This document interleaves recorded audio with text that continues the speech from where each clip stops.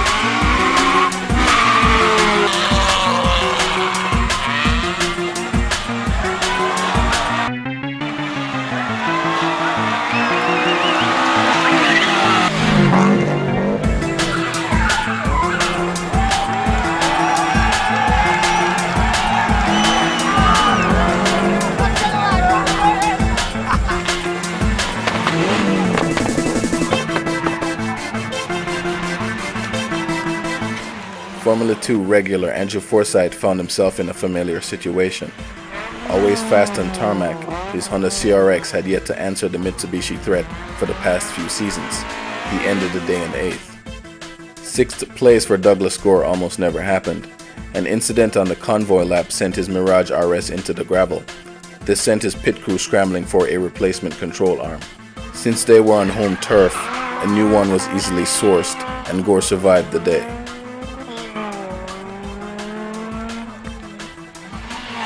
There's nothing subtle about an X-Works Group A Toyota Celica GT4, and driver Gary Gregg was making the best use of the brute force available. Rory King, like most Mobile drivers, was on intimate terms with the Ironshore circuit. For 2001, he had ditched his Mitsubishi Lancer and moved to Subaru. In 4th, he dealt credibly with the lack of power. From his earlier comments, Jeffrey Panton may have given a wrong impression.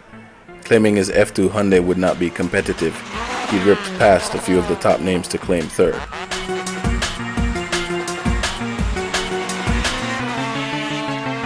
Stratton King could easily claim to be among the most experienced at the circuit, but with Panton behind, a deep dig into all that skill was necessary to stay ahead. Out of nowhere came Richard Rary, always fast ahead of Rary's Motorsport 1 where it most counted in the championship runs. His wish to compete was strong, and he pulled out his backup car, a Mitsubishi Mirage Lancer Evolution hybrid. Combined with Rary's local knowledge of the circuit, the end result was a win of round 1.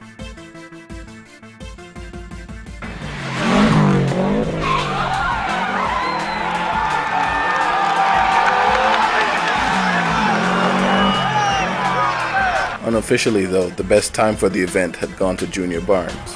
However, Junior's car was outside the regulations, excluding him from the final results.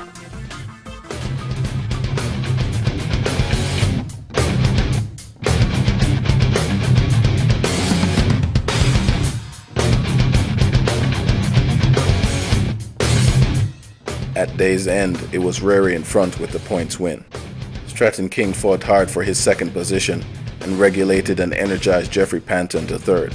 4th was held by the Subaru Impreza of Rory King, while Gary Gregg proved there was still fight in the Kingstonian camp with the 5th place. The battle had just started and would move on to round 2, again at Ironshore.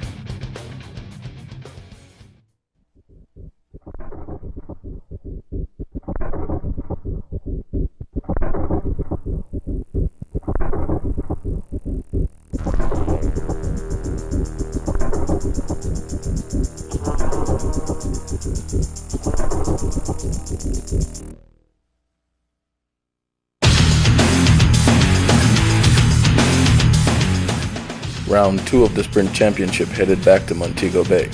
Again, the drivers would have to tackle the harsh Ironshore circuit. But even before the event was underway, controversy had hit the Sprint Series. The issue at hand was the mandatory use of turbo inlet restrictors in the championship.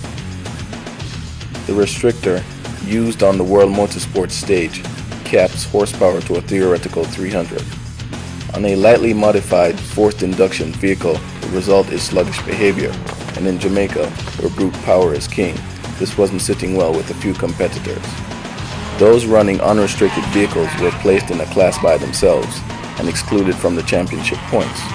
The major critic of the rules was driver Junior Barnes.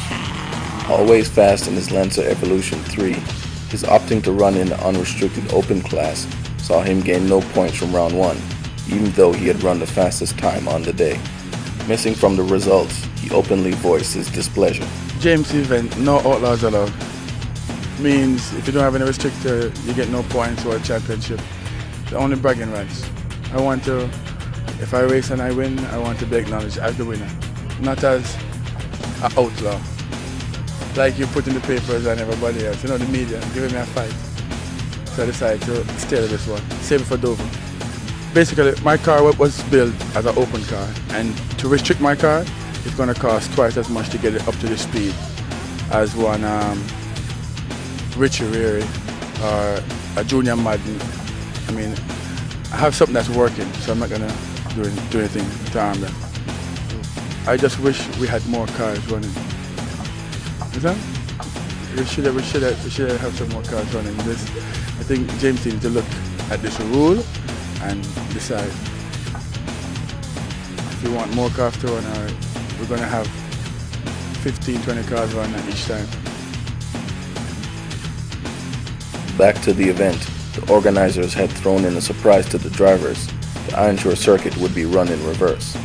This meant everyone, including the Montego Bay competitors, were on equal footing, and with the circuit playbook fresh, the action intensified. Well, we just have to see how it goes. The competition is stiffer. Jeffrey's here with his Celica this time, and all the other cars have improved. So I guess the hotter the battle, the sweeter the victory. Well, they're doing it at a reverse grid. I kind of like it. It's something different. Something that we, as the drivers, were suggesting, and I thought that it might be a little dangerous.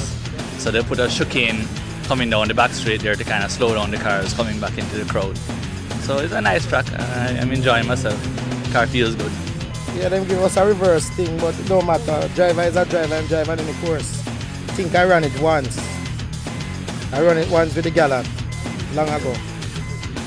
But I mean, I didn't know it was going to be switched, but we just have to drive with what we have.